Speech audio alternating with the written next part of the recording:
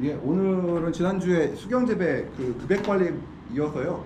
배지 온도 관리에서 설명 좀 드리려고 하는데요. 적정 배지 온도는 18도에서 20도씨가 정상이에요. 이거는 토마토도 그렇고 우리가 딸기를 되게 낮은 작물로 알고 있는데 딸기조차도 18도 정도가 되게 저온이라고 해요, 이것들이요. 근데 보통 우리가 토마토 같은 경우는 보통 우리가 최소 난방을 13도에서 15도를 유지하고 있고요. 파프리카 같은 경우는 15도에서 17, 8도, 18도 유지하고 있고, 오이도 15도 이상 관리하고 있는데요. 딸기는 이제 10도 이하로 관리하죠. 그러다 보니까 이 배지온도를 보시게 되면은 그 딸기에서 스페라든가, 그러니까 딸기에서 푸사리움병이라든가 아니면은 철결핍, 그 영양결핍 증상들이 많이 발생하거든요.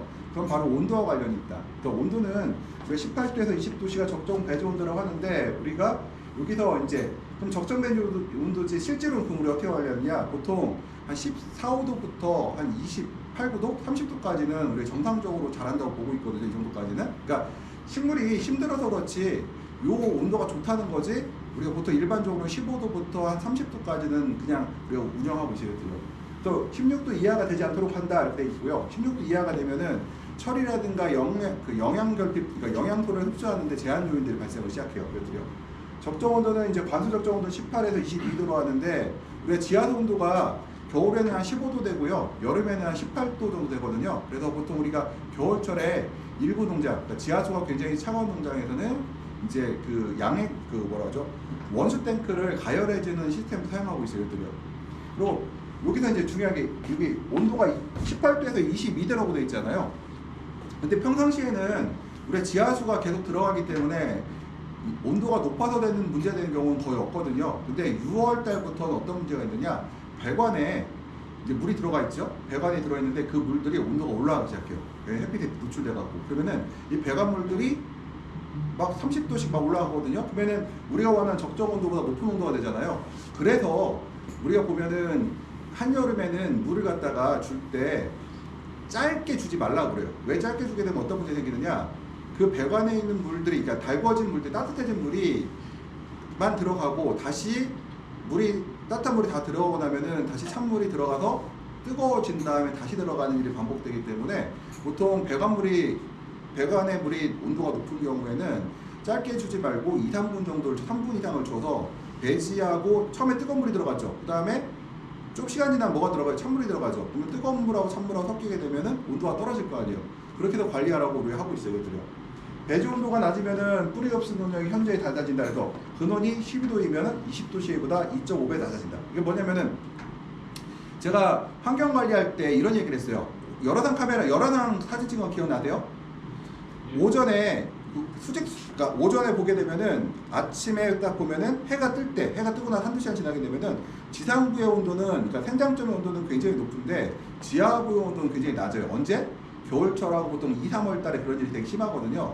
그러면은 우리가 13도, 14도를 관리하게 되면 지하 온도가 약 13도, 12도가 될 거 아니에요. 그러면은 20도보다 2.5배 낮아진다. 그러니까 내가 20도씨에서 물을 갖다가 식물체가 뭐 하나의 나무가 시간당 500ml를 흡수할 수 있다고 하면은 2.5배니까 어떻게 돼요? 한 100ml나 150ml밖에 흡수를 못하게 되죠. 그럼 어떤 일이 발생하느냐? 이게 근권이 올라가지 않은 상태에서 생장점 온도가 올라가게 되면은 바로 증산량은 많아지는데 뿌리에서 물을 흡수할 수 없어서 생장점에서 시드름 증상들이 발생할 수가 있어요. 그래서 여기서 근호지 15도, 12도면 20도씨보다 2.5배 낮아진다고 했죠. 이게 겨울철에 한낮에 문제가 될까요? 한낮에 문제가 안 돼요. 겨울철조차도 낮에는 근권 온도가 20도가 넘어가요. 그럼 밤에가 문제되겠죠?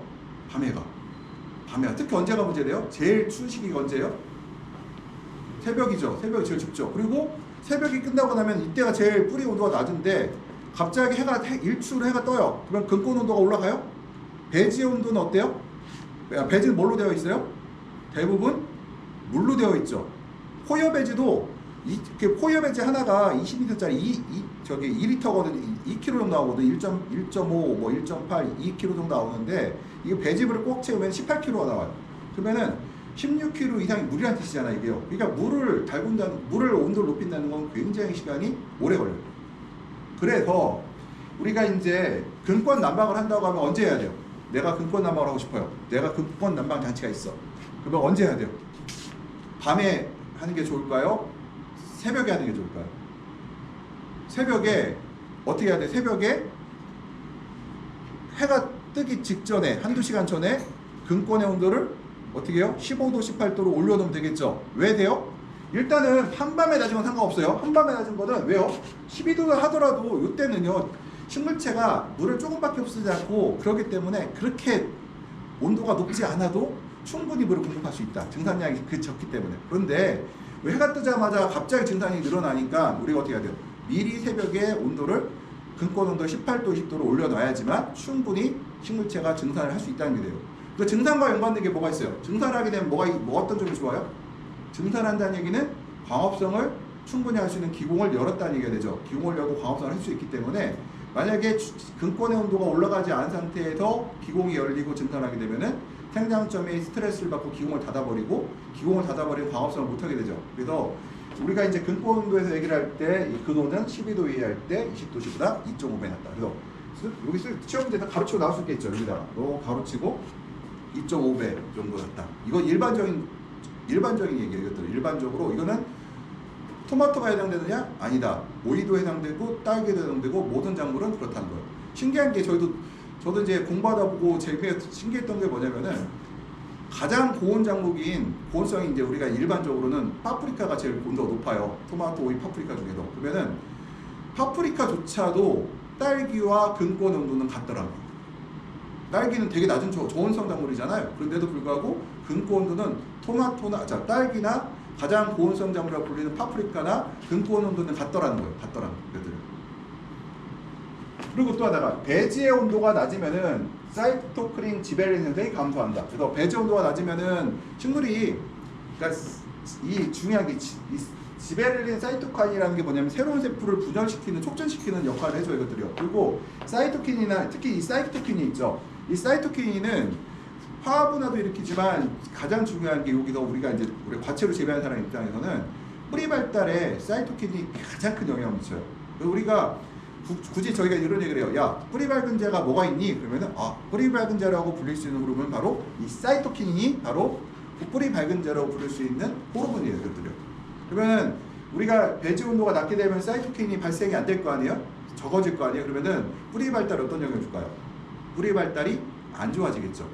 그래서 우리가 근권 온도를 우리가 유지하려고 하는데 우리 통상 주간 온도를 그러니까 야간 온도를 15도 정도를 유지하게 되면은 근권 온도는 거의 15도 이상을 유지하게 돼 있어요. 왜냐면은 물이 공기보다 온도가 어때요? 천천히 떨어지죠. 그래서 우리가 새벽에 15도 잠깐 찍고 다시 올라가 버리거든요. 그래서 우리가 야간 온도를 15도 정도 하게 되면은 토마토나 오이 정도 키우는데 전혀 문제가 없어요. 뿌리 발달이나 이런 거에서는 문제가 없고 이제 그 다음에 일출 1시간 먼저 배지 온도를 올려주는 거 좋다. 그래서 일출 1시간부터도 좋고 경우에 따라서 일출 2시간 전부터 그렇고 우리가 근권의 온도를 밤에 12도, 13도 하더라도 해가 뜰 때쯤 되면은 우리가 근권 온도를 15도 이상 유지하는 게 유리하겠다는 거죠. 이것들이요. 그렇게 해야지만이 우리가 물을 충분히 흡수할 수 있는 상황이 된다.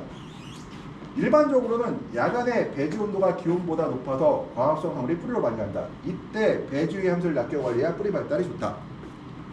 볼게요. 우리가 초저녁 같은 경우에 해가 떨어져요. 계속 얘기하죠. 공기하고 물하고 누가 온도가 빨리 떨어져요? 다 알고 있죠. 공기가 빨리 떨어지고 물은 천천히 떨어져요. 근데 근권은 어때요? 물로 되어 있죠. 바로 지하부의 배지 시설은 거의 다 물로 되어 있기 때문에 가만 놔두면 어떻게 돼요? 근권 온도는 높고 지상부 온도는 낮기 때문에 양부는 지하로 갈 수밖에 없다. 이것들. 그래서 이때 지하로 갈 때 함수율을 낮게 관리하면 야간 습도를 낮게 관리하면 뿌리 발달에 유리하다 이렇게 얘기를 했거든요. 그러면은 뿌리 발달시키는 방법을 어떻게 얘기했어요? 세 가지를 얘기했죠. 뿌리 발달시키는 방법 어떻게 했어요? 사람의 근육과 같다고 했어요? 기억 안 나시나 보네. 네. 일단은 자극을 준다. 자극을 준다가 뭐예요? 바로 함수율을 낮추고 EC를 높인다. 그 다음에 단백질 주라고 했죠. 사람은 단백질이잖아. 얘한테 뭘 줘야 돼요? 탄수화물, 그러니까 광합성 산물을 줘야 되겠죠. 그럼 어떻게 해요? 왜 여기서 말하는 거는 지상부와 지하부의 온도가 차이에 의해서 내려간다고 되어 있고 저는 더 추가적으로 하면은 화방을 날려서 화방으로 갈 과방을 과일로 갈 양분을 지하로 내보내면은 뿌리 발달에 도움이 된다고 했어요. 세 번째 뭐라고 했어요? 쉰다. 한낮에 너무 뜨거우면은 증산량이 너무 많아갖고 이 식물이 뿌리가 스트레스를 받으니 차광을 통해서 좀 쉬게 만든다고 했죠. 그래서 여기서 똑같은 얘기가 나와요. 뭐요? 배지 온도를 낮게 하면 지하부 온도가 높기 때문에 양분이 지하로 가고 또 그 지하로 간 양분을 갖다가 근권 함수를 떨어뜨리게 되면 뿌리 발달에 도움이 된다 이렇게 얘기를 하고 있어요. 그래서 현상은 우리가 겨울철에 배지 온도가 낮아서 식물의 활력이 떨어지기 쉬운 문제들이 발생하고 있고요. 가온에 비해 배지 온도가 늦게 올라간다. 그래서 그렇잖아요. 항상 이게 물의 온도가 너무 천천히 올라가잖아요. 그래서 가온에 비해 온도가 늦게 올라간다. 그래서 근권 온도가 15도 이하면 뿌리 썩어병 가능성이 증가한다. 그래서 온도가 추우면 추울수록 뿌리의 병이 많이 발생해요. 이것들요. 왜냐면은 양분의 이동을 있어야 되는데 온도가 낮으면 양분 이동을 못하게 되거든요. 생각해보세요.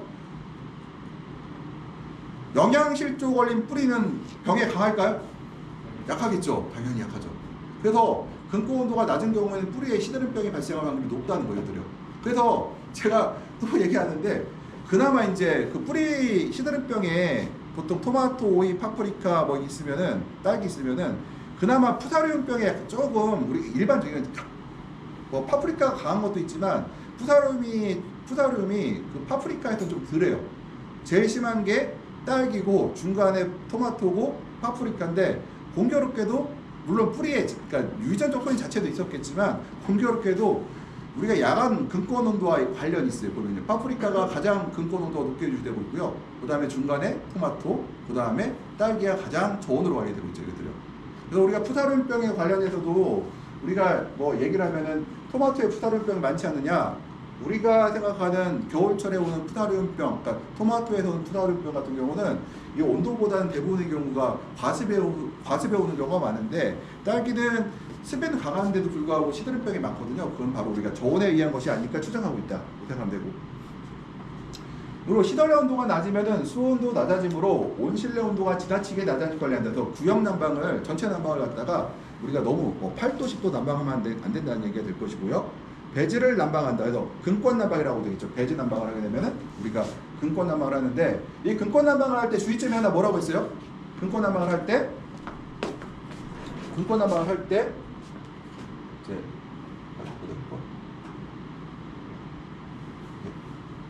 이 근권 난방을 해요.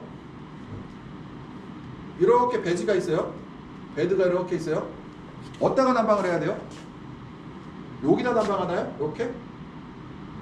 아니죠. 어디다 난방해야 돼? 여기다 난방해야 돼. 이렇게요. 여기다가. 이거 하면 절대로 안 된다는 거. 그래서 가축에 대해서 간접 난방만 선택해야 된다는 거. 직접 붙이지 말라고 그랬어요. 이것들요. 그래서 가끔 가다 보면은 이게 직접 붙여서 난방하는 사람들이 있어요. 근데 이렇게 하시면 안 되고 반드시 간접 난방을 택해야 된다. 이것들은. 우리가 난방의 원칙 중에서 직접 그러니까 접촉할 부위에 대라고 하지 않거든요. 이거 절대로 붙이지 말라고 그래요. 그러니까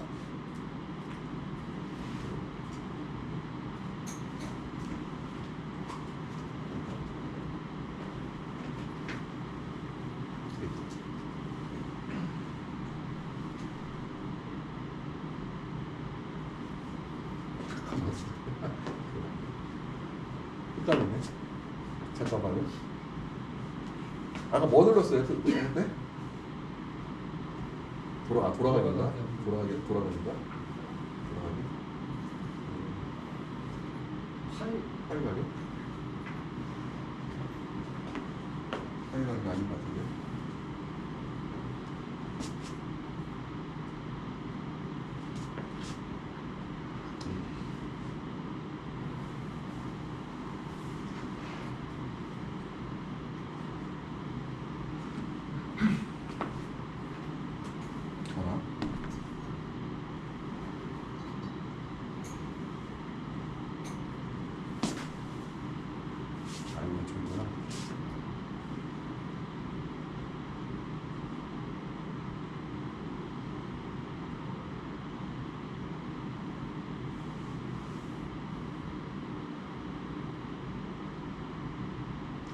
오케이 알았어요 이제. 상관이에요. 그래서 우리가 배지를 난방한다고 그 배지 난방은 접촉을 피하라고 했고요. 공급된 용수를 가온하여 공급한다. 그래서 뜨거운 물로 우리가 이제 가온하게 되어 있고요. 용수 온도가 내부 기온보다 낮을 때에는 적극적으로 실내 공기와 접합 후 작물에 공급되게 한다. 이게 뭐냐면은 파이프 같은데 우리가 그 충분히 햇빛을 보게 한 다음에 우리가 난방을 온수를 배지에다가 용수를 공급하라는 얘기가 되고요. 용수 온도가 내부 기온보다 높을 때는 용수나 배양이 존재하는 모든 곳은 단열하여 외부의 영향을 적게 만든다. 그래서 단열 처리를 하라고 되어 있습니다. 이거는 단열 처리는 두 가지 의미가 있는데 여름에는 좀 시원하게 할 수 있고요. 겨울에는 따뜻하게 할 수가 있죠. 시설 외부 행자재는 모두 고온 단열한다. 그래서 우리가 작은 온실들은 그 원수 탱크가 내부에 있는데요. 큰 온실들은 원수 탱크가 외부의 경우 상당히 많아요.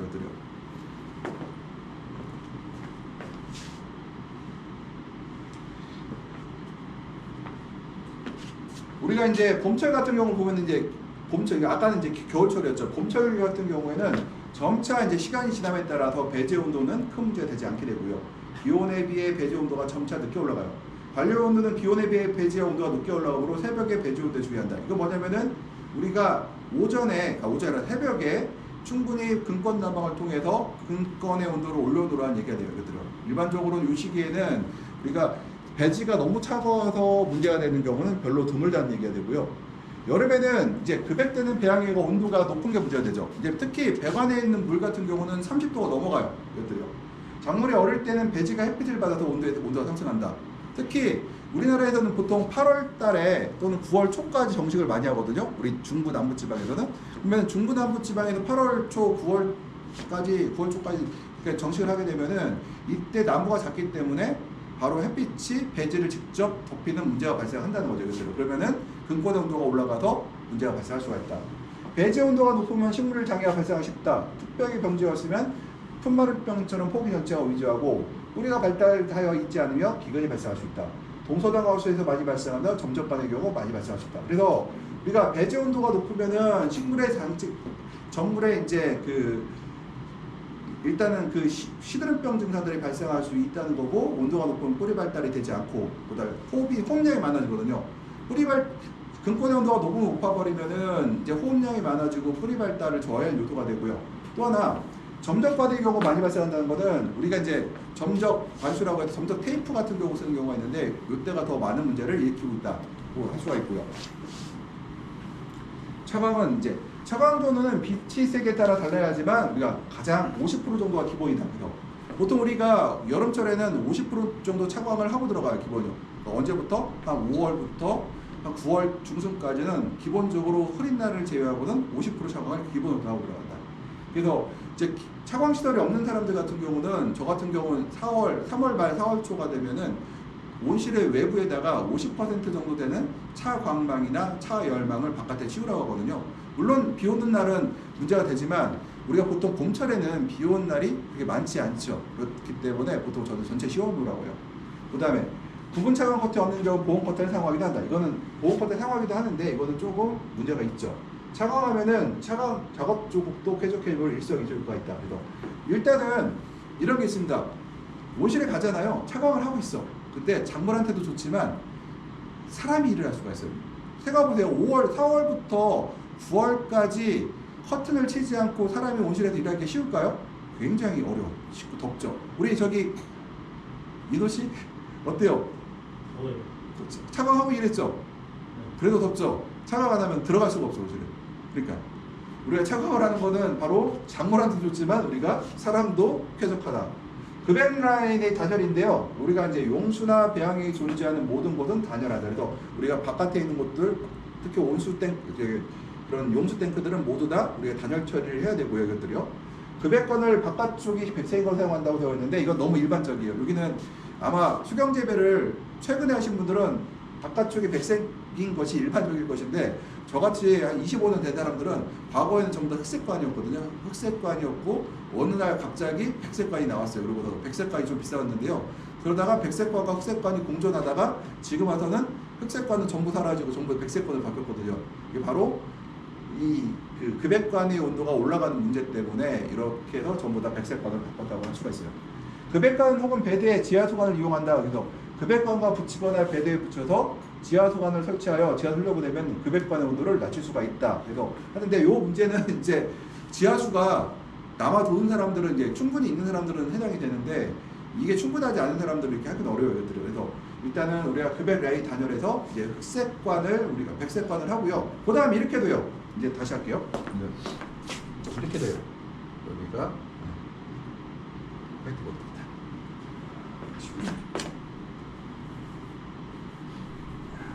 좋다. 그다음에 지금 배지가 이렇게 있고요. 크게 그리지. 안 보이죠? 크게.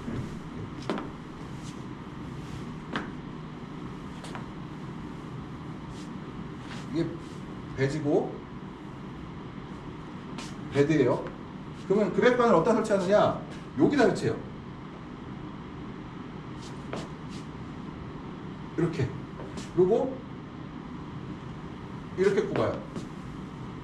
이렇게 꼽을 수도 있어요. 그러면 어떻게 돼요? 급액관이 베드 밑에 이렇게 들어갈 때 이렇게. 이게 급액관이다. 그럼 어떤 장점이 있어요? 햇빛을 덜 보게 되죠, 이것들이요. 그래서 이렇게 시공하면은 장점들이 있어요. 근데 설치할 때 약간 불편한 점은 있는데 시공할 때 이렇게 설치하게 되면은 이거 햇빛을 그 급수관이 햇빛을 적게 봄으로써 온도가 올라가는 것을 어느 정도 막아줄 수가 있다는 거죠, 이것들이요.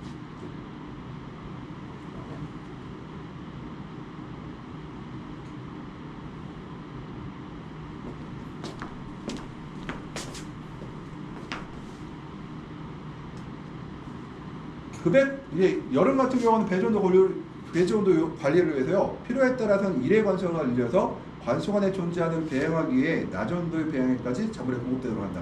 이건 뭐냐면은 다량 다회 전략을 필요한 얘기요. 그러니까 다량이란 뭐냐? 한 번에 주는 물량을 늘리라는 얘기죠. 그래서 한 번에 주는 물량을 늘리게 되면은 우리가 찬물과 뜨거운 물과 찬물이 섞여 들어가겠죠. 근데 만약에 다량 소해를 취하게 되면 문제가 발생해요. 뭐냐면은 다량 소해가 되면은 들어갈 때는 시원했는데 중간에 물이 안 들어가죠. 그러면 배지 온도가 올라갈 수가 있어요. 그래서 이때는 다량 다회 전략을 통해서 계속해서 우리가 이 양액을 갖다가 냉각수로 사용하는 전략을 쓰기도 해요.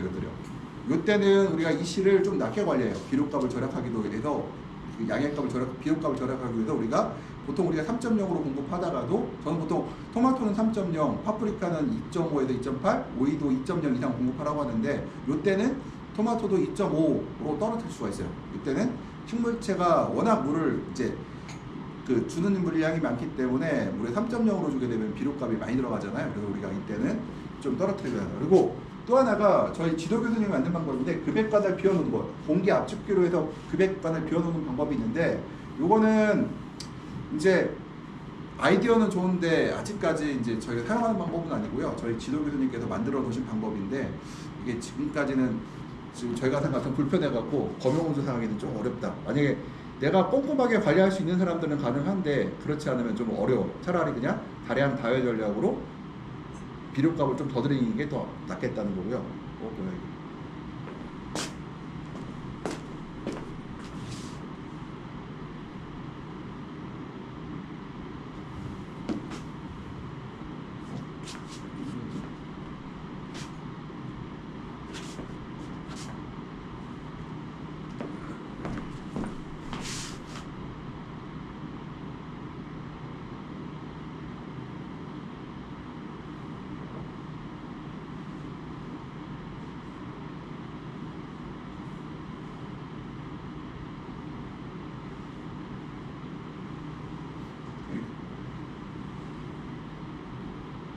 이 안에 들어있는 거죠, 이게.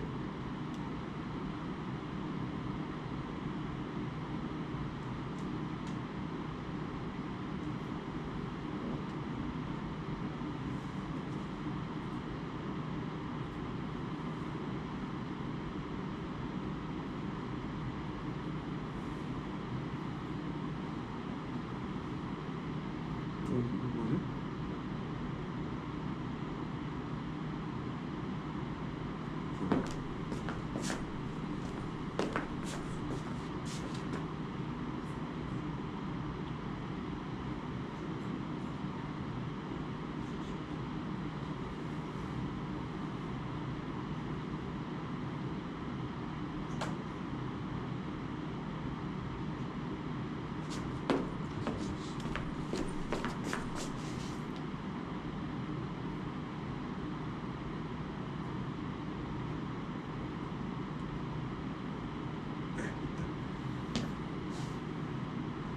겨울철에 배지 온도, 가을철에 배지 온도를 보면요, 처음차 여름에서 가을철로 이행함에 따라서 기온의 배지에 비해 배지 온도면 적지만 일교차가 심하여 야간의 배지 온도가 문제가 될 수 있다. 이건 뭐냐면은 우리가 이제 9월달 같은 경우 보게 되면 10월달만 해도요, 주간 온도는 온실 안의 온도가 30도가 넘어가요.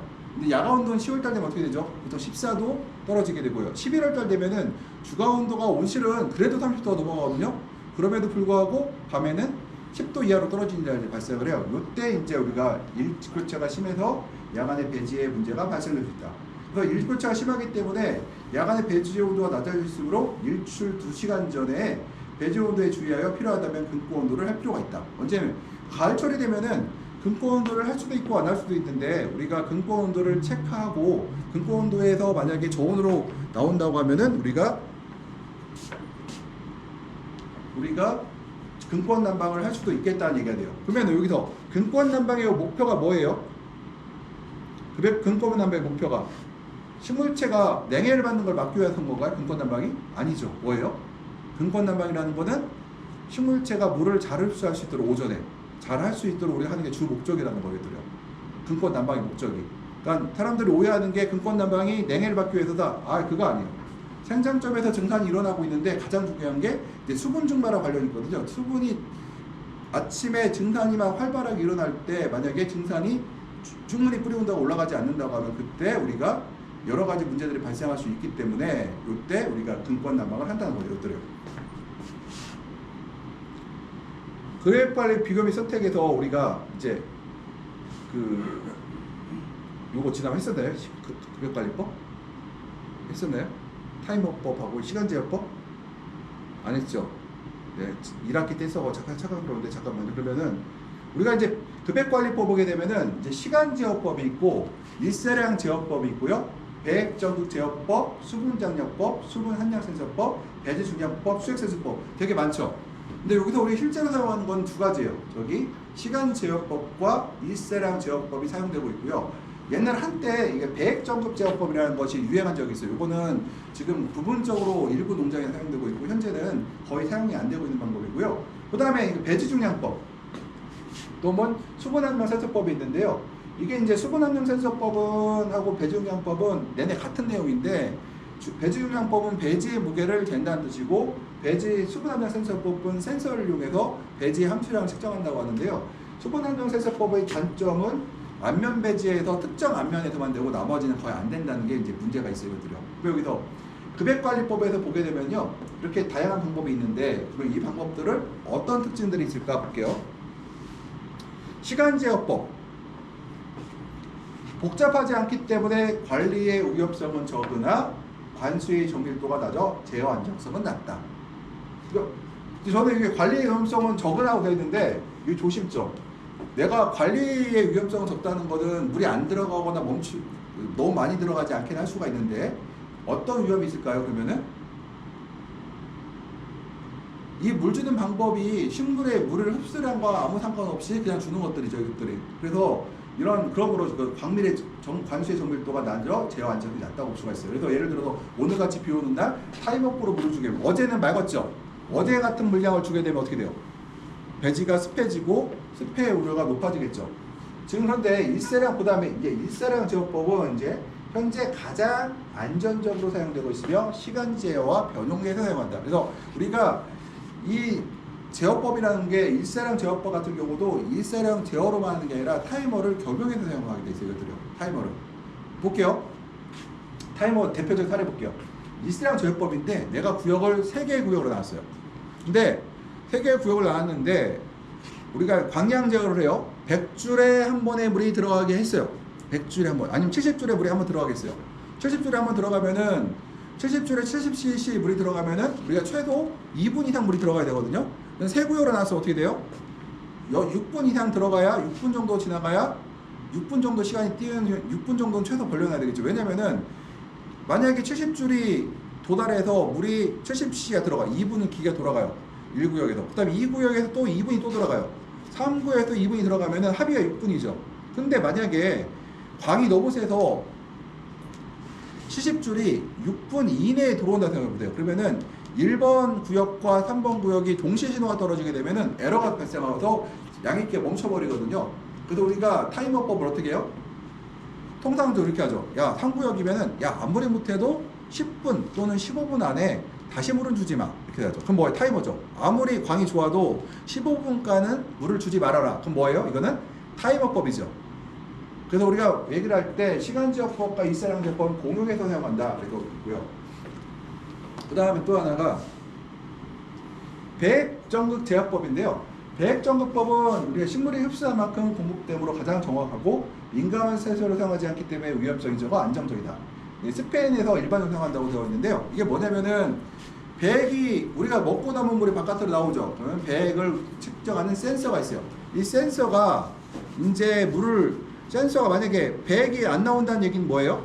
물이 부족하다는 얘기가 될 수도 있죠. 그래서 배액의 수위를 내가 임의로 정해놓고 이 배액의 위치보다 아래로 도달했을 때 물을 줘라는 것이 바로 배액전극 제어법이에요. 이거는 어떻게 보면은 직접 제어와 간접 제어를 포함한 건데요. 뭐냐면은 식물이 먹는 만큼 물을 준다는 개념이 이것들은. 근데 이거는 센서의 위치가 굉장히 복잡하고 약간 시간 제어법보다 약간 제가 생각할 때는 불합리한 점도 발생을 했거든요. 그러다 보니까 이 배액전극 제어법은 국내에 유통이 되다가 거의 지금 사라진 상태다. 이렇게 생각하시면 돼요. 이것들이요. 그러니까 사람들이 사용하지 않으면은 아마 어떤 이유가 있었겠죠. 이것들이요. 그 다음에 그 급액관리법, 수분센서법. 이게 수분센서법은 수분 함량이나 수분의 장력을 측정하는 제어법인데요. 대표적인 센서로는 이제 텐시오미터가 있고요. 그다음 TDR, FDR 센서가 있어요. 이것들은요. 현재 연구용으로는 이제 사용되고 있는데요. 현장에서는 사용하지 않고 있다 정도 있고요. 또 이거는 이제 FDR 센서 중에서 이제 TDR, FDR 센서 중에서는 이제 그로우 센서라고 있는데 이 그로우 센서 같은 경우는 뭐냐 이제 안면 중에서 그로단 안면에만 적용되는 센서가 그로우 센서라는 게 있어요. 이거는 이 일반적인 이 수분 센서법으로는 배지의 수분 함량 측정이 어렵거든요. 근데 유일하게 그로우 센서는 그로우 안면에서만 적용할 수 있는 센서가 있다 정도만 알고 계시면 돼요. 장점은 배지나의 수분 함량, 수분을 장려할 수 있는데요. 단점은 센서가 배지에 밀착되어 있기 때문에 대부분의 배지에서 안정적으로 할 수 없다. 예를 들어서 호이어 배질게요. 호이어를 박으면은 호이어에 위대한 가루도 있고 실도 있고 그 다음 뭐가 있어요? 칩도 있죠. 그럼 박으면 어때요? 밀착이 돼요? 안 되죠. 그러니까 이거는 쓸 수가 없다. 호이어 배질. 펄라이트 돼요? 펄라이트도 마찬가지 박으면은 밀착이 안 되죠. 그러면은 피트모스는 될까요? 피트모스 잘 사용하지만 피트모스도 마찬가지예요. 그러니까 자연 상태에서 생겨난 유기물들은 그 구조가 그러니까 이런 알갱이들이 일정하지 않기 때문에요. 이거 사용하기가 상당히 어렵다는 거죠, 이것들이요. 그래서 대부분 안정적으로 할 수가 없기 때문에 이제 고요. 배지에 따라 수분의 수직 분포 특성이 다르므로 센스의 위치가 중요하고요. 그래서 위아래 또 차이가 나죠. 특히 코이어 배지는 위아래 편차가 커요. 펄라이트도 위아래 편차가 크죠. 그나마 안면 중에서 좋은 안면이 그나마 위아래 편차가 적은 안면들이거든요. 그나마 배지 중에서. 그러다 보니까 쓸 수 있는 것이 안면에 한정되어 있고 안면에 한정되어 있는 것도 조차도 우리가 부분적으로 사용할 수밖에 없다는 정도로 알고 있으면 될 것 같아요. 센서의 출력값이 상대치인 경우에는 배지 전체의 유효수분 함량을 기초로 급액 시점을 설정해야 된다. 뭐냐면은 그래서 이 수분 센서법을 사용할 때는 안면에서 사용하되 우리가 스탠다드 그 컵을 하나 그려요. 뭐냐면은 이 신호에 따라서 현재 함수량을 무게를 재보죠. 지금 이 신호에서는 20%, 이 신호는 80%로 우리 적용을 해놓고 나서 사용하라는 얘기하죠. 그들을. 센서 값은 국부적인 상태를 나타내므로 이 값이 전체를 대변해야 한다. 이를 위하여 복수계의 센서를 사용하거나 구역별 제어를 해야 한다. 센서의 수벽, 가격, 배지와는 밀착성, 배진의 절대 수분 함량 등의 이유로 무형 배진의 안침마로 사용할 수 있는 수분 측정기를 구하기는 어려운 실정이다. 제가 이 센서를 하나 보여드릴게요. 실제로 이제 상업용으로 쓰는 센서인데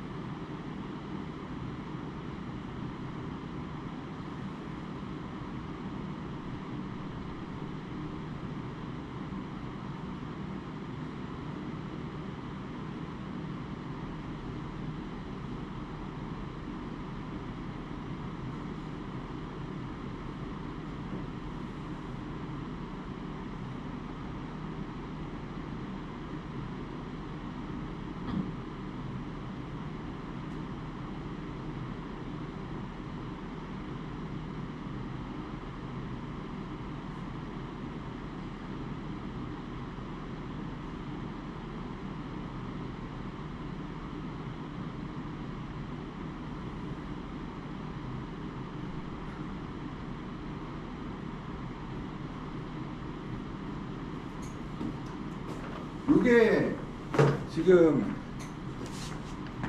이게 수분 세수법이거든요. 이게 수분 세수라고 하는데 이게 이 본체하고 이 안에 들은 시스템들이 있어요. 이거 하나 세트가 한 700만 원 정도, 1000만 원 가까이에요. 이거 굉장히 비싸요. 그리고 이거 설치할 때는 여기 높이가 있죠. 요거 있죠. 요거 조정할 수 있는데 이렇게 설정되어 있는 이유가 뭐냐면요. 각 배지에서 요 높이로 이렇게 설치하라는 얘기예요. 똑같죠. 그러니까 다른 위치에 바뀌게 되면 어때요? 값이 달라질 거 아니에요. 그래서 동일한 위치에 설정할 수 있도록 이 높낮이가 딱 결정되어 있어요. 이것들은. 그래서 이거를 갖다가 내 마음대로 가끔 가보면은 뭐 좀 약간 엉터리 컨설턴트들이 그냥 막 센서를 꼽아갖고 수분 센서 얼마라고 하는데 이 그로우 센서, 그러니까 이런 센서조차도 앞면에서만 사용할 수 있는데 그 중에서도 이런 장치들이 있어갖고 우리가 항상 같은 높이에 측정할 수가 되어 있고요. 또 하나가 이 센서의 특징은 앞면에 우리가 이걸 이제 그 기계에 핸드폰에 연결되어 있거든요. 여기다 어떻게 해야 되냐면요. 내가 사용하는 앞면의 종류를 입력해줘야 돼요. 내가 해서 뭐 드라이 마스터다, 아니면 뭐 드라이 마스터 중에 높이가 뭐 7.5cm다, 뭐 이렇게 해서 이런 센서의 그 배지의 성능을 배지의 종류를 말해줘야지만 우리가 이걸 측정할 수가 있어요. 그래서 이건 굉장히 수분 센서법은 지금 조금 사용이 제한적이고 현재는 이제 그로단 앞면에서만 사용하고 있는 방법이 돼요. 상업적으로는. 그러니까 우리가 연구 목적으로 사용하는데 상업적으로는 이제 그로우 센서에서만 사용하고 있어요. 이것들이요. 뭐 눌러서 자꾸 그러네. 아이씨, 큰일 났네.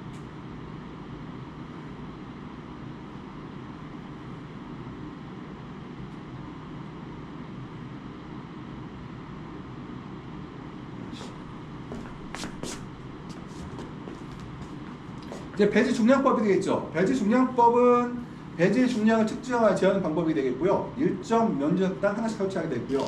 일반적인 제어보다 측정하는 용도로 사용한다. 그래서 제어보다는 측정하는 용도로 사용한다고 되겠죠. 우리가 이 배지 중량법으로 온실 컨트롤하기는 너무 난해요. 이것들요. 우리가 그때 반응하기 어렵고 굉장히 난해한 방법이거든요. 그래서 장점은 배지의 수분 상태를 가장 정밀하게 제어할 수 있다. 뭐냐면 측정할 수가 있죠. 배지 함수량을 우리가 실제로 이 센서를 측정하는 거는 센서의 이게 이제 그 배지의 특성에 따라서 달라지기도 하고요. 우리가 같은 저 앞면 배지도 있죠. 볼게요. 이 그로단 앞면 배지가요. 이게 시간이 지나면요. 이 구조가 똑같을까요? 구조가 달라지겠죠. 그러면은 이게 달라져요. 함수량이. 그러면은. 근데 그런 반면에 배지 중량법은 어떻게든 간에 우리가 배지의 무게만 알고 있으면은 함수량 측정이 가능하다는 거죠. 이것들이요. 그래서 단점은 작물의 무게에 따라 조정을 해야 하기도 하고요. 근데 거의 조정을 안 해요. 그 다음에 작업에 의해 오작동을 한 염려가 있고 저울에 열어가 있기 때문에 주의한다. 그래서 저울을 오래 사용하게 되면은 이제 오차가 생길 수도 있죠. 이거는 다른 센서도 마찬가지예요. 다른 센서들도 마찬가지로. 근데 저는 이 배지 중량법의 가장 큰 문제는 저는 가격이라고 생각해요.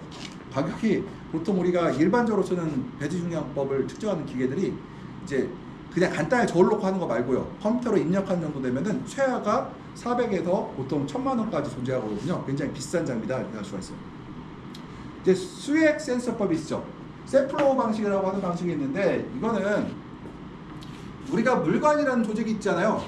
우리가 식물체가 물을 흡수하게 된 물관을 통과해서 이제 물을 흡수하게 되는데 이 물관을 따라 올라갈 때 바로 이건 수액 센서법이라고 해요. 그러니까 식물체가 물을 흡수하면은 물관을 따라 쭉 올라가겠죠. 그 물의 흐름을 우리가 측정하는 방법인데 바로 연구를 사용하는 현장에서는 지금 사용하지 않고 이게 지금 수액 센서법 같은 경우도 뭐 새로운 기술로 생각하는 분들이 많은데 실제로 저희 이제 지도 교수님이 이제 은퇴하셨는데 지도 교수님이 옛날에 박사과정 시절에 세플로어로 실험을 하셨다고 하더라고요. 그러면은 그 당시에도 이미 1980년대에도 이 세플로어 방식이 있었다는 거죠. 근데 지금까지도 이 세플로어 방식은 아직까지는 이제 연구 목적으로 합니다. 왜 그러냐면은 장점은 뭐 바로바로 이제 식물이 흡수하는 물량을 알 수가 있는데 바로 줄기가 생장점에 따라서 센서를 교체해야 되고요. 센서는 열의 이동을 따라 측정함으로 줄기에 오랫동안 설치하면 식물에 해가 된다. 그래서 우리가 세플로는 뭐예요? 식물체 줄기에다 부착을 해야 되잖아요. 이게 부착하고 있으면 어때요? 부착하지 않은 식물과 부착한 식물이 같다고 볼 수가 있을까요? 같지가 않죠. 그래서 우리가 세플로 방식은 잠깐 우리가 테스트할 수가 있어도 지속적으로 사용이 불가능하고요. 고가이고 그 다음에 고장이 잘 나고 그래서 이거를 우리가 세플로 방식은 우리가 지금 상업적 목적으로는 사용하지 않는 게 일반적이다 생각하시면 되거든요. 지금 근데 상업적 목적으로 파신 분들이 있어요. 있기는. 근데 저는 생각할 때 이거 사는 것보단 차라리 그 중량법으로 배지 무게를 측정하는 방법이 가장 효율적이다 생각하고 있어요. 그러면은 여기서 배지 중량법을 배지 중량법으로 제어하라고 되어 있나요? 측정하라고 되어 있나요? 만식 중량법은 저기 측정 이걸로 갖다가 제어하게 돼 있어요? 아니면 뭐 측정만 하도록 되어 있죠. 뭐냐면은 이 배지 중량법은 우리가 광량 제어법하고 서로 연결시켜 갖고요. 배지의 무게는 참고 사항이고 실질 측정은 우리가 배지의 중량을 보고 광량 제어를 조절해요. 예를 들어서 배지의 무게가 올라가고 있으면 어떻게 해요? 광량 제어의 값을 바꾸죠. 어떻게 해요? 더 많은 광에서 물이 가게. 그러니까 더 많은 광에서 물은 같은 물이 들어가게 하거나 아니면은 배지가 가벼워지고 있으면 어떻게 해요? 같은 광의 물을 더 주게 조정하죠. 우리가요. 그래서 항상 이 배지 중량법은 광량 제어법을 제어하기 위한 하나의 우리가 지표 정도 우리가 옆에서 이걸 간접적으로 그러니까 사고가 나지 않게 관리하는 정도로 사용하는 거지 이게 이걸로 제어하기는 어렵다는 거거든요. 그리고 배지 중량법 중에 또 뭐가 있어요? 제가 하는 방법 뭐가 있어요? 배지 들어보기죠. 항상 가면은 딱 농장에 들어가면 제가 해야 될 게 뭐예요? 배지의 무게를 들어보는 거. 딱 그 시간대 예를 들어 해가 일출 시간에 갔어요. 일출 시간에 배지의 무게가 적당한가? 일몰 시간쯤에 갔어요. 어때요? 일몰 시간쯤에 배지가 무게가 적당한가? 점심때 갔어요. 그러면 한낮의 물의 함량은 적당한가를 우리가 무게 측정을 하고 있죠. 이것들을. 그래서 배지 중량법은 평상시에도 사람이 손을 드는 것도 배지 중량법이라고 할 수가 있겠습니다. 그래서 우리가 배지 여러 가지 급액 방법이 있어요. 그래서 최선의 방법은 없으며 사용자 자신에 맞는 방법을 택하는 건 중요한데 선택시 고려할 점은 작물 적용 가능한 작물 및 재배 형태가 있다. 그래서 작물에 따라 배지나 배양의 함량의 영향을 다르게 받으므로 이에 민감한 작물에서는 정밀한 제어법을 사용하는 것이 바람직하고 둔감한 작물에서는 저렴한 제어법을 사용하는 것도 충분하다고 되어 있는데 지금은 일반적으로는 우리가 이제 광량 제어법을 일반적으로 쓰고 있죠. 거기다가 플러스 시간 제어법 플러스 중량법을 통합해서 사용하고 있다. 재배 방식은 수단 여부에 따라 제어와의 정밀성이 달라진다.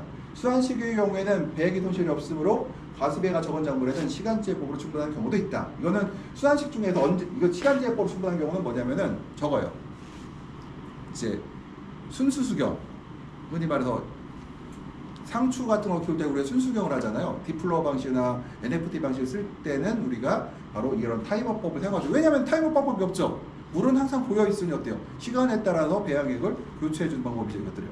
그다음에 사용자의 운영 능력, 제어 방식이 고차원적일수록 사용법이 어려울 수 있는데 이를 사용법을 투자할 수 있어야 한다. 그래서 저는 이게 사용자의 운영 능력 이꼴치고 뭐냐면은 배지 센서를 뭐를 할 거라고 얘기해야 돼요. 일단은 내가 관리를 잘할 수 있을 것 같으면은 중량법과 우리가 이제 광량법과 타이머법을 모두 사용할 수 있는 방법을 택할 수가 있겠죠. 경제성을 고려한다. 예를 들어 다른 조건은 정밀하지 못한데 급액 제어법이 정밀하면 그 효과를 보기 어렵다. 또 경제성도 우리가 고려한다. 그래서 이런 방식은 이게 하나가 1세트가 1,000만 원이 넘어가요. 근데 기본적으로 이걸 2세트를 설치해야 되거든요. 그럼 2천만 원이죠. 2천 몇백만 원이에요. 2천 몇백만 원 이게요. 그러면 내가 그러다 안면을 쓰고 있을 때 물론 사용할 수는 있겠죠. 근데 2천 몇백만 원을 들여서 이걸 사용하는 것보다 그냥 타이머법으로 사용하는 것도 괜찮을 수 있겠지. 1,000만 원 들어 설치하는 게 굉장히 부담스러울 거 아니에요. 이것들이요.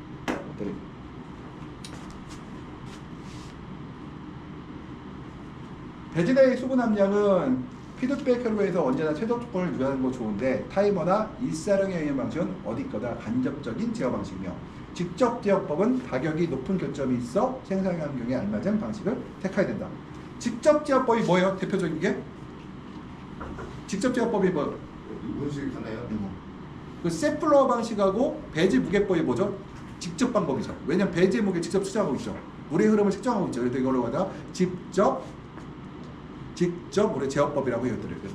그래서 우리가 이제 급액 방법들은 그러니까 직접 제어법은 가격이 높은 단점들이 있다고 했어요. 급액 방법들을 컴퓨터로 해야 적절히 혼합하여 사용하면 급액 제어를 효율이 높아지고 컴퓨터 이용할 경우에는 온도와 일사량을 측정하여 식물의 증산량, 흡수량을 예측하고 급액량과 급액 간격을 결정하기도 하며 중량병을 결명하여 이들에 대한 정보도 참고하는 경우도 있고 컴퓨터를 이용한 제어 체계는 초기 투자가 높지만 재배 시설을 고급화 및 대규모로 되어감에 따라 보험량이 늘어나고 있다. 그래서 지금 이제 그 환경제어 컴퓨터들이 이제 양액 기계들이 환경제어 컴퓨터와 연결되면서 지금 양액 기계는 기본적으로 이거밖에 없어요. 광량하고 뭐 끼케야 습도 정도밖에 없거든요. 근데 지금 이제 컴퓨터 연결되면 어떻게 돼요? 풍속, 온도, 습도 이런 것들이 모두 다 환경 제어 컴퓨터와 양액 기계 연동됨으로써 예를 들어 바람이 세게 불면 양을 더 줄 수도 있고, 또 하나 문을 예를 들어서 창을 닫아요.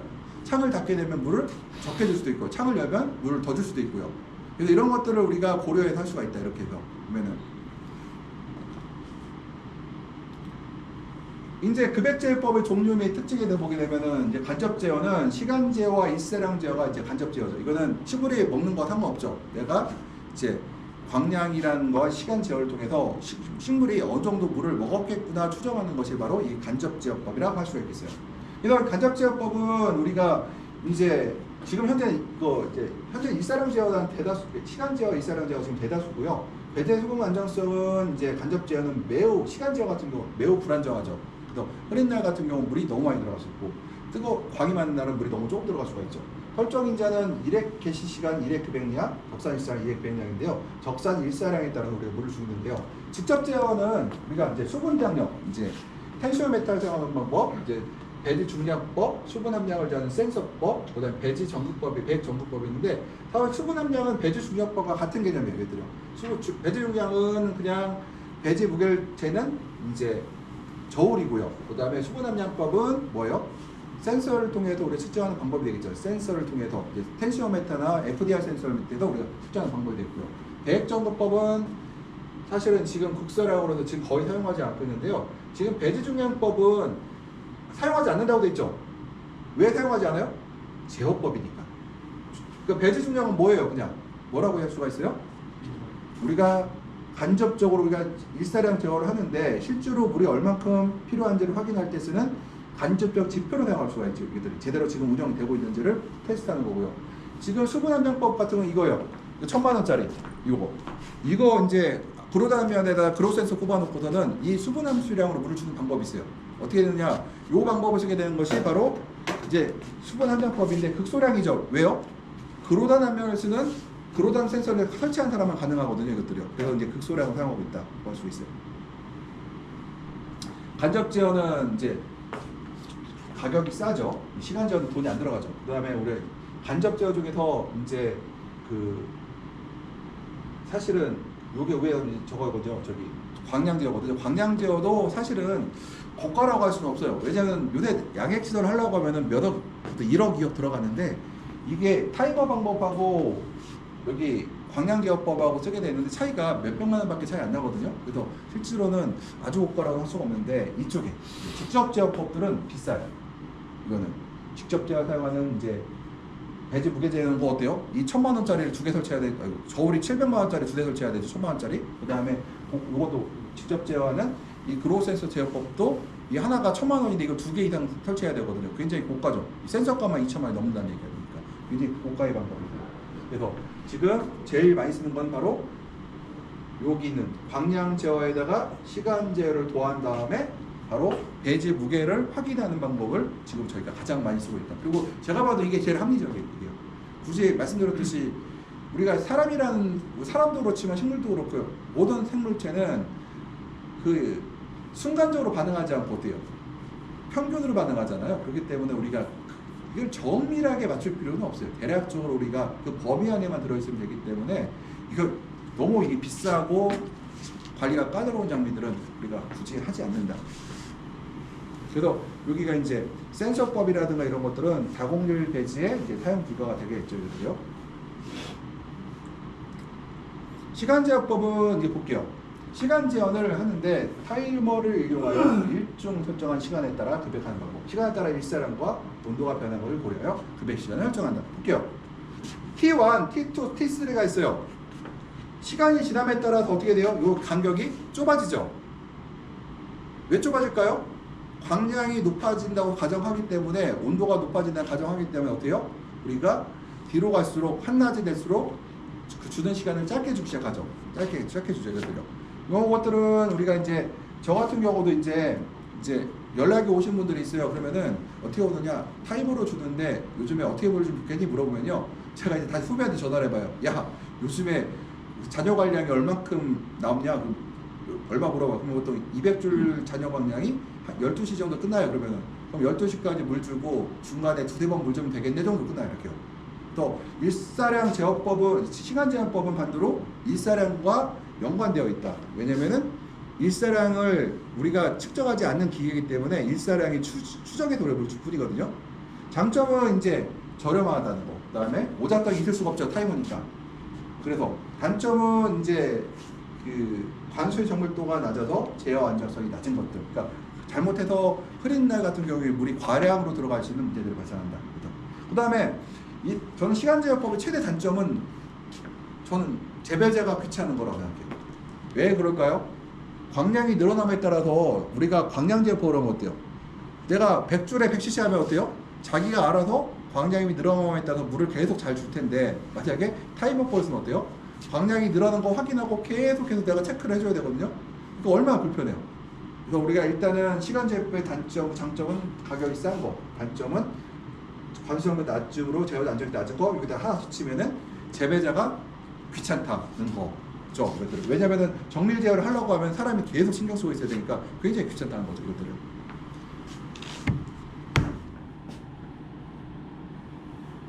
그래서 우리가 이제 뭐 배지의 용량이나 배지의 보수력, 그러니까 배지의 용량이죠. 그러니까 배지가 갖고 있는 볼륨에 따라서. 그러니까 코이어 배지인데 15리터가 있고 20리터가 있어요. 그럼 어때요? 시간 간격을 다르게 해야죠. 20리터는 한 번에 물을 많이 주되 간격을 벌리고, 그리고 작은 배지는 짧게 자주 주는 방법을 택하겠죠. 이것도요. 그 다음에 배지 특성. 내가 코이어 배지인데 나는 칩이 많은 사람이요. 칩이 맞은 배지예요. 그럼 어때요? 같은 20리터 칩이 많은 배지면은 더스트가 많은 배지보다 물을 짧게 자주 주는 방법을 듣고요. 반면에 내가 더스트가 많은 배지는 시간을 넓게 한 번에 주는 물량을 늘리고 간격을 벌리는 전략을 쓰겠죠. 그래서 배지의 용량, 보수력, 배지 특성에 따라서 우리가 어떻게 해요? 물 주는 간격이 달라진다는 거죠. 시간 제어법에서. 맑은 날은 만약에 6, 8, 10, 11 이렇게 들어가면은 우리가 우천시에는 뭐 10시, 2시, 1시 이런 식으로 우리가 조금 물을 적게 들어갈 수 있도록 우리가 조절을 해야 된다는 것들이고. 그러니까 얼마나 귀찮아요? 내가 100줄에 100씩 하면은 비가 와요. 그러면 어때요? 100줄 도달하는데 시간이 오래 걸리겠죠.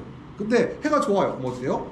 100줄에 도달하는 시간이 짧게 걸리겠죠. 그러면 내가 신경 쓸 거 없이 지가 들어가고 나는 뭐만 하면 돼요? 배지가 마무리 졌을 때 많이 무거운지 가벼운지만 체크해서 내가 광량 센서, 광량감만 조절해주면 되는데 얘는 어때요?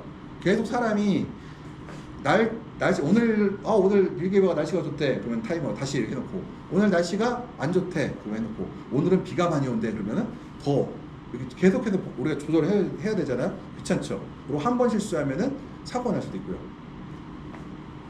그래서 우리가 이제 5단격, 예를 들어서 5단 수확이 끝난 토마토 6화방이 심어져 있는 40m 크기 펠라이트 자를 경우 누적 적산 일상이 800W 그러니까 아워일 때 관수를 하루 5회 또는 10회탐을 이용하여 공부할 경우 적정 시간은 다음과 같다. 그래서 초보 흡수율을 계산한 건데요. 이제 보게 되면은 보면 우리가 이제 일을 이제 마지막 관수 시간을 정하지, 그러니까 관수 시간을 정하지 않은 거예요. 그냥 우리가 계속해서 물을 주는 타이머가 있고요. 예를 들어서 1회 5일 급배가 할 수 있고, 그다음 1회 10회 급수가 있는데, 그냥 오후 2시에 마감하는 경우가 있어요. 그러면은 관수 시간 마무리하게 되면은 늦게까지 계속 물이 들어가죠. 근데 관수 시간을 2시로 마감하게 되면 2회 안에서 5번을 나눠주는 전략을 택하는 거죠. 우리가. 그러니까 마감 시간은 정해놓고 우리가 타이머를 하도록 해야 된다. 그래서 지금 어때요? 제가 11월 중순에 물을 몇 시까지 들어간다 했어요, 보통? 우리가 1시에서 12시 사이에 물이 끝난다 했죠. 12시 한 사이. 그러면은 지금 봐서 이제 우리가 나는 1시까지, 나는 배지가 볼륨이 작고 물 빠짐이 좋아. 그래서 나는 1시까지 물을 줄 거야. 1시까지 물을 주되 이 안에서 내가 500ml를 어떻게 줄 것인가를 쪼개주는 거죠, 얘들요. 그래서 우리가 급의 시간표를 하는데, 여기서 보면은 일출 시간, 일몰 시간, 급의 개시 시간, 급의 종료 시간, 첫 배 발생 시간들을 15일 단위로 표시한다. 왜냐면은 우리가 매일 표시할 수 없어요.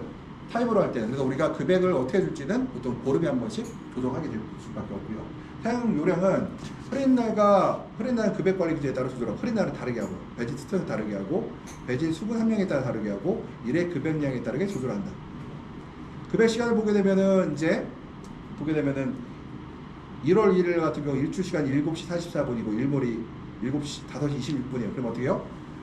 첫 급의 시간을 우리가 9시 44분으로 하고요. 첫 배 시간을 10시 30분, 급의 종료 시간을 5시간 전으로 맞춰놓고요. 2월 1일 같은 경우는 일출 시간이 4시 34분이니까 일본 시간 5시 57분이고 그러면은 우리가 이거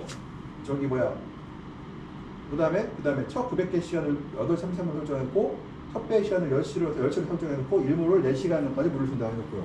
6월 1일에 가면 일출 시간이 5시잖아요. 그럼 6시에 물을 주기 시작하고 10시 우리가 첫 배에서 10시로 맞추게 되고 일몰 시간 2시간 전으로 우리가 맞춘다. 그래서 우리가 일출 일몰 시간을 기준으로 해서 물 주는 시간을 타임으로 결정해야 되니까 얼마나 귀찮냐고 이것들은.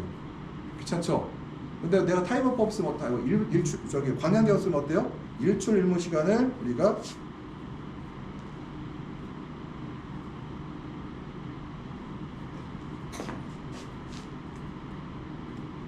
장마철 볼게요. 장마철 같은 경우는 해가 없죠. 그래서 장마철 같은 경우는 우리가 뭐 또 다르게 뭘 줄 수가 있는데 그래서 이게 시기에 따라서 굉장히 우리가 다르게 표시해야 된다. 그래서 너무 어렵다는 거죠. 그래서 사고가 날 수가 있어요.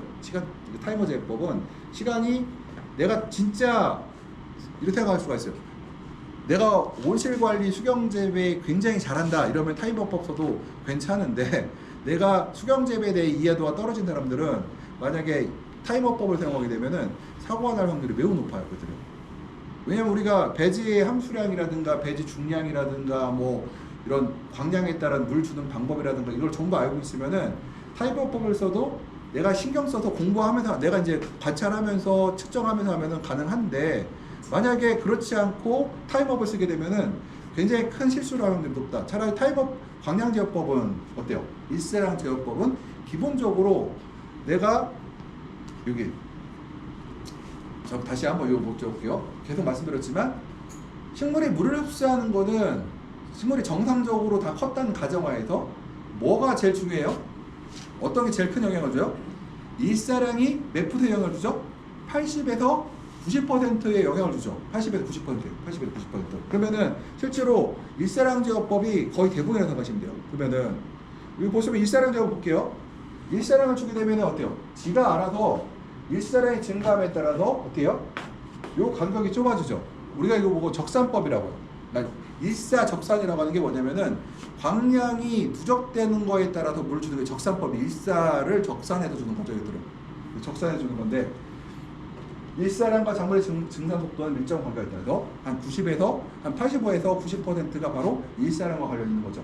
시간이 흐르면서 설정한 적산 일사량이 도달하면 그러니까 적산이 도달하면은 급액하는 방식이고 일의 급액량은 작물의 생육상에 따라 증산량에 따라 추정하여 조절한다. 그래서 일단은 물을 주는 시점은 뭘로 한다? 바로 누적 광량으로 하고 작물의 크기. 그러니까 예를 들어서 뭐 식물이 허리까지 자랐느냐, 사람 키까지 자랐느냐에 따라서 당연히 사람 키까지 큰 게 물을 더 많이 먹겠죠. 그거에 따라서 물을 다르게 줄 수가 있다는 얘기를 할 수가 있겠죠. 이것들은.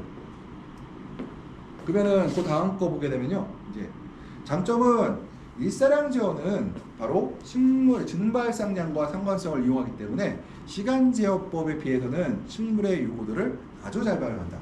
환경 인자를 측정하여 제어하기 때문에 작물을 측정해서 제어하는 것보다 작물의 의존성이 낮다. 우리 작물의 의존성이 낮아지겠죠. 그 다음에 현재 존재하는 제어법 중에서 가장 안정적이다. 그리고 저는 가로치고 이렇게 썼나요? 가장 저렴한 방식이기도 하다. 이렇게 해요. 이게 굉장히 저렴한 방식이고요. 또 하나가 사람한테 이해도가 굉장히 높아요. 공부하기도 편해요. 이것들은. 가르치기도 다른 방법에 비해서 굉장히 쉬운 방법이에요. 이것들은. 단점은 우리가 적산 일사량 값과 일의 급액량, 급액 시간대 등은 수동으로 설정해 줘야 하는데 계절별 생육 단계별로 적절히 설정하기가 쉽지 않다. 그러니까 공부해야 되는 거죠. 그러니까 이거는 누전 적사량 값이나 일의 급액량, 급액 시간대는 내가 전략이거든요. 한 번에 물을 많이 줄 것인가, 적게 줄 것인가, 선을 얼만큼 띄울 것인가는 내 전략이에요. 그리고 배지 함수량을 마감 시간을 얼만큼 땡길 것인가, 늘릴 것인가도 전략이죠. 이것들이요. 증상 속도에는 일사량 이외에도 작물 활력, 온습도 여러 가지 인자가 관여하는데 이들을 반영하기 쉽지 않다. 그렇죠. 뿌리의 활력이 좋으면 물을 잘 먹어요. 뿌리의 활력이 나쁘면 물을 안 먹죠. 우리가 양액을 공급했잖아요. 양액을 공급했는데 공급 양액을 내가 3.0으로 공급했는데 3.2, 3이 물이 나오고 들어가자마자 물이 나와요. 그럼 저희가 의심하는 게 뭔지 아세요? 그렇게 되면 작물이 작은 경우는 당연히 그런데 작물이 큰데 들어간 물하고 나온 물이 이시 차이가 별로 안 나고 들어가자마자 물이 나와. 그럼 우리가 이런 때는 우리가 어떻게 추정해요? 예. 어떻게 생각하죠? 들어간 물이 바로 나와. 또는 들어간 물하고 나온 물하고 이시 차이가 별로 안 나. 물을 안 먹고 있는 거. 그리고 물을 안 먹고 있지. 뿌리가 안 좋은 거죠. 활력이 나쁘기 때문에 우리가 판단해요. 활력이 나쁜 경우에 이렇게 나올 수가 있거든. 그리고 그래서 우리가 이제 여기서 또 하나가 온습도가 있잖아요. 우리가 식물을 제외하고 작물의 활력을 제외하고 실제로 영향을 미치는 게 습도가 또 영향을 크게 미치거든요. 습도와 공기 중 온도는 반영하지 않고 있다. 또 바람이 세게 불면은 증산량이 더 늘어나요. 그래서 바람의 영향도 관여하지 않고 있다 얘기할 수 있어요. 광독에는 센서 관리가 중요하지만 높게 설치되기 때문에 관리 소요율도 오작동을 사례가 많다. 그래서 광독에는 수경재배 설치하는 광독에는 온실 바깥에 설치한다. 맞죠? 내가 이제 문제 될 거예요. 온실 안에 설치한다. 맞아요? 틀리죠? 온실 밖에 설치하죠? 그러면 사람들이 온실 밖에 설치하면은 온실 내부의 광과 같냐? 다르죠? 같은 온실에도요. 내가 오늘 피오필립을 오래 갈았어요. 내년에 쳐나트와 올해 쳐나트는 온실 내에 다르다. 근데 우리가 어떻게 하느냐? 바로 그러기 위해서 이제 다른 좀 하는 것들 있죠. 그래서 급액 관리 프로그램이 복잡하다. 또 장점이 되기도 하죠. 이것들. 내가 전략을 여러 가지 방법을 사용할 수가 있어요. 전략을 짤 수가 있다. 우리가 증산 속도에는 일사량 이외에도 포차, 온도 및 작물이. 포차라는 건 건조함이에요. 온도 및 작물이자 관여하고 일사량이 같더라도 포차가 크면 증산의 속도가 빨라진다. 건조하면 속도가 빨라진다. 일사량이 같더라도 온도가 높으면 증산 속도가 빨라진다. 착과량이 많거나 활력이 높으면 증산량이 많아진다. 그래서 식물이 활력이 있을수록 높아진다는 거거든요. 그러면은 일사량이 볼게요. 이제 1250줄이에요. 그러면은 외기온이 8도 17%, 환기가 5대 40%, 급액량이 그러면 2.8, 4.0이 되고 배액량 0.5, 1.4가 된다. 그래서 뭐냐면요. 이게 같은 광량이라도 외기온이 높고 환기를 많이 할수록 어때야 돼요? 환기를 많이 하게 되면 당연히 고질이 건조해지고 당연히 증산량이 많아지고 그러면 급액량도 늘어난다는 거죠. 그래서 우리가 작물의 흡수량을 보게 되면 어떻게 돼요? 같은 일사량이라도 환기 정도에 따라서 환기 정도는 곧 환기는 뭐에 영향을 미칠까요? 우리가 환기하면 뭐에 영향을 미치죠? 바로 습도에 영향을 미쳐요. 바로 환기를 많이 할수록 습도가 낮아지거든요. 그래서 습도에 영향을 미쳐서 습도에 따라서 물을 더 많이 흡수할 수도 있다는 거죠. 그래서 실제로는 우리가 일사량을 쓰지만 이게 이제 다른 영향들 바로 우리가 환기 정도에 따라서 따라갈 수도 있다는 거고요. 그래서 우리가 보통 영양값을 주는데요. 광도라는 것은 일사량 제어는 광량에 비해서 급액량을 증가시키지만 그래도 광도가 높으면 급액량이 부족할 경우가 많은데 이를 보정한다. 그래서 온도의 상승, 습도 하강, 작물 활력 증지 때문에 달라진다. 광도가 높을수록 공급량을 증가시킨다. 그러니까 승강 광도를 가중적산 방법인데요. 뭐냐면은 같은 100줄이 들어오더라도 예를 들어서 300W가 들어와서 100줄이 도달하는 시간하고 600W가 들어와서 100줄이 도달하는 시간이 있을 거 아니에요. 그러면은 누가 온도가 높을 확률이 높아요?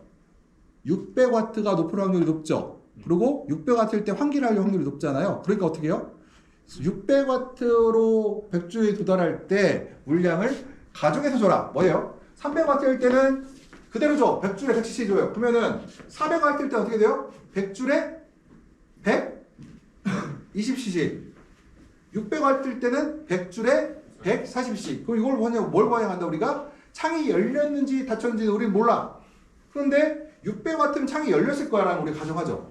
열렸겠지. 안 열리면 우리 온도가 막 40도씩 올라갈 거야. 열렸을 거예요. 그러면은 우리가 이 숙명 광도에 따라서 우리가 제어할 수가 있다. 이거 왜 이걸 쓰냐면은 지금 양액기계만 설치한 경우에는요. 양액기계에 창이 여는지도 모르고요.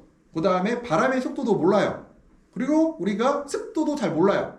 그러니까 우리가 어떠냐? 순간 광량을 갖고 우리가 창이 열렸을 거라는 거와 또 온실이 건조할 걸 추정해서 우리가 준다 이것들이요. 이것도 우리가 사실은 이게 순간 일사량, 그러니까 순간 증산 속도에 관한 일사량 이외의 인자에서 광도, 그러니까 누적 광량이 중요하지만 그때 누적될 때 그 광의 강도도 중요한 것을 우리가 집어넣고 있다는 거겠더래요. 그래서 그래서 이게 만약에 복합 환경 제어 장치가 있으면은 요게 빠지겠죠. 왜냐면 요때는 요게 빠지고 광도가 빠지고 뭐가 들어갈까 그러면은 바로 습도와 온도의 영향값이 들어가겠죠. 여기서 일단 요거는 광도 제어법은 여기서 우리가 가중치를 집어넣는다는 거였더라고요. 요거다. 그래서 이게 최근에 이제 국내에서 어떤 회사가 특허를 냈는데 사실은 제가 네타핌 기계를 90년대, 2000년대 초반부터 썼거든요. 그게 있었어요, 이미 저게.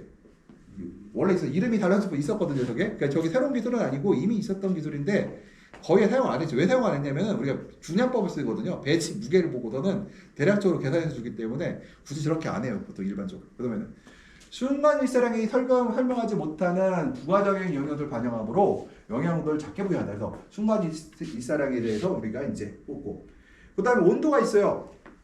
온도가 내가 이제 온도계가 있다. 그럼 어때요? 온도가 100줄에 100시가 들어갔는데 온도가 30도야. 그럼 어때요? 순간 광량을 부여하지 않아도 어떻게 해요? 30도가 되면은 문을 열었을 테고 증산량이 많아지겠죠. 그러면은 이때는 100에 100cc가 아니라 100줄에 140cc를 들어간다. 이것들은.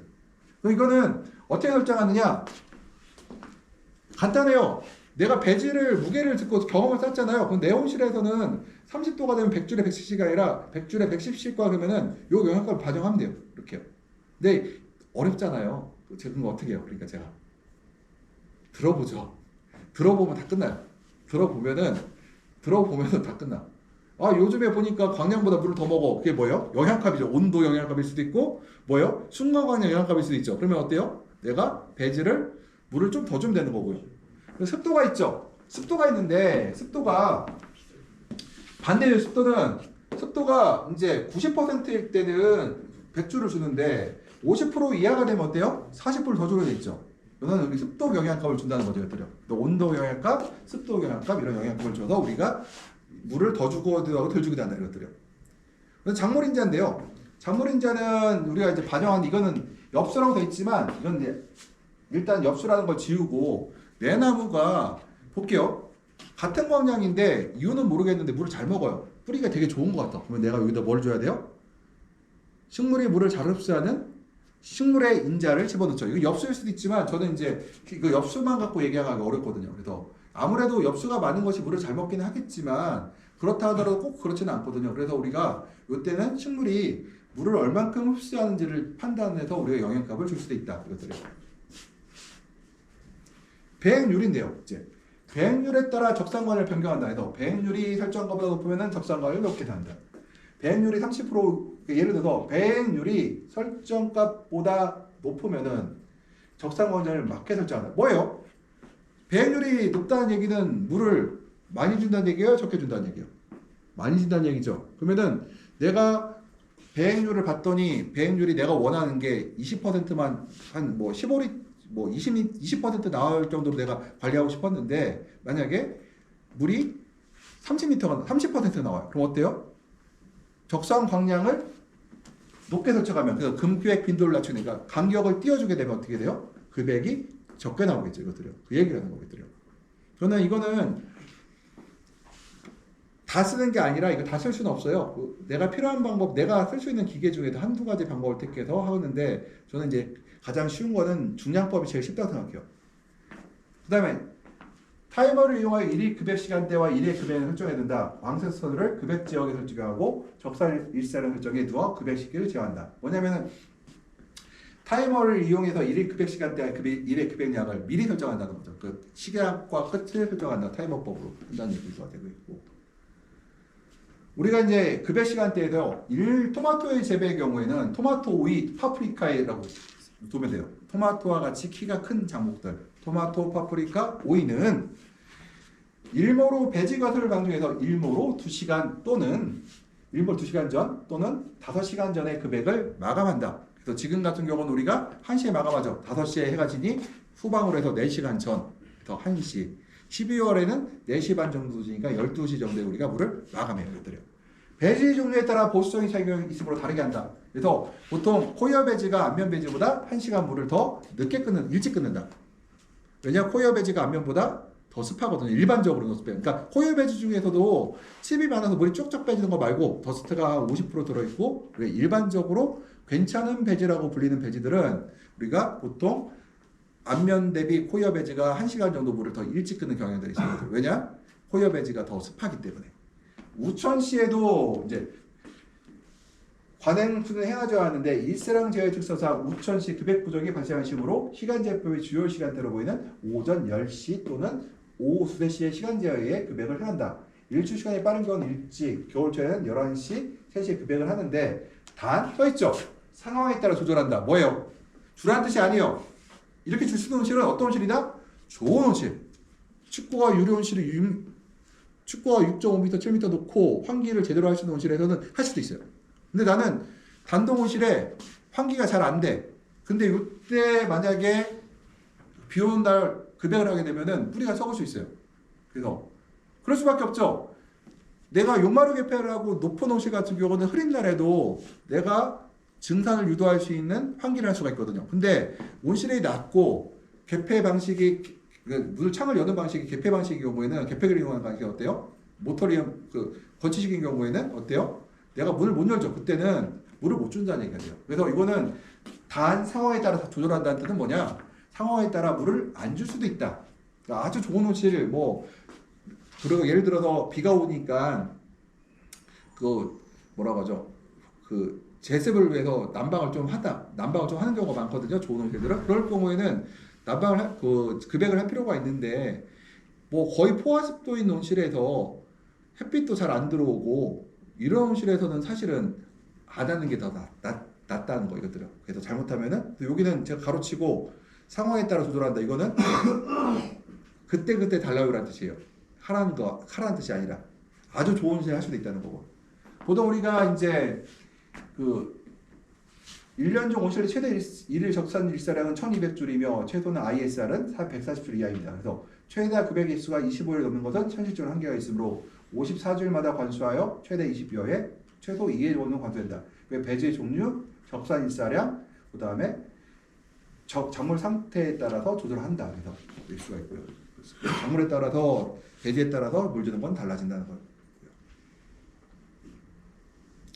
일의 급액량을 보게 되면은 일의 급액량이 너무 적으면은 급액 개시요 점적관별로 급액 편차가 크게 발생하므로 최소 지하 시간은 1분 이상으로 설정하는 것이 좋다. 뭐냐면은 1분 이하로 되게 되면은 워밍업 우리가 물을 주려면 펌프가 압력을 넣죠. 압력을 가하는 시간이 있어요. 그 다음에 압력을 가하기 시작하면 앞부터 차기 시작해 뒤가 제일 마지막 차거든요. 그러면은 앞에 물이 들어가고 뒤에 물이 적게 들어가. 그러면 어때요? 물을 짧게 주면 앞뒤 편차가 커지죠. 그리고 펌프가 멈췄어요. 펌프가 멈추면 압력이 사라지나요?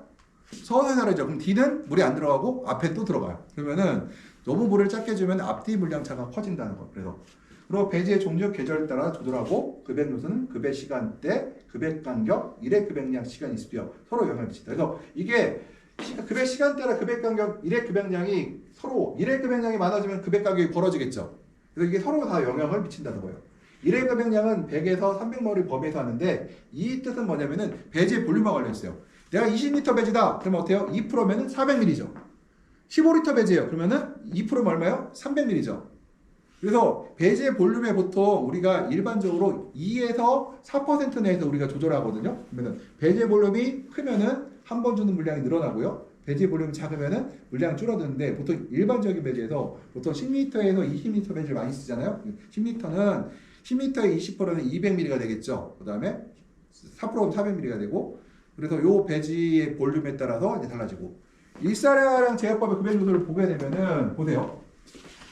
보통 오전하고 오후 늦게는 멀어지죠. 왜 멀어져요? 누적 일사량이 순간 원량이 작으니까 누적한 시간이 길어지겠죠. 당연히 한번 주는 물 간격이 벌어지고 그 다음에 낮이 될수록 촘촘해지는 걸 볼 수가 있다. 정도로 수가 있고요.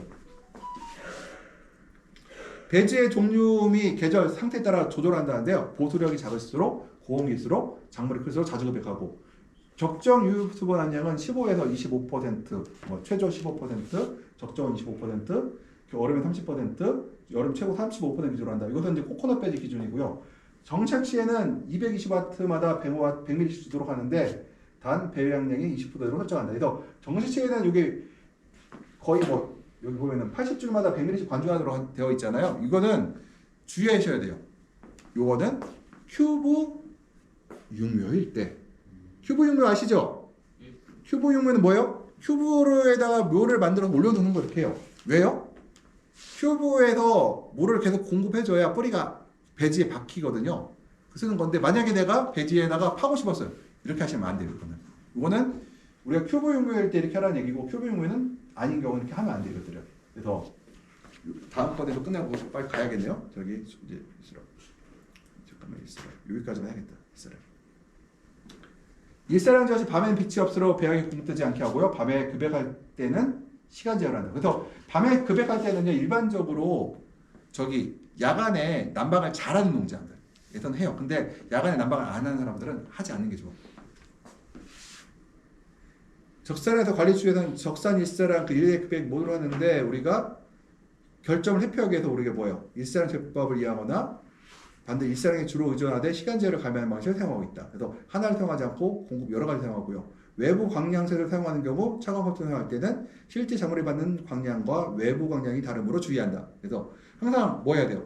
커튼을 쓸 때는 우리가 커튼을 600W에서 치잖아요. 그러면은 이거를 갖다 100주를 갖다 좀 벌려 놓으셔야 돼. 그때는 600W가 친다 그러면은 그때 들어가는 물량은 줄여야 된다. 되고. 그래서 커튼 칠 때 달아주고 자 여기 이제 여기서 이제 가죠. 이제 일하러 저기 시식하러. 오늘은 유인해야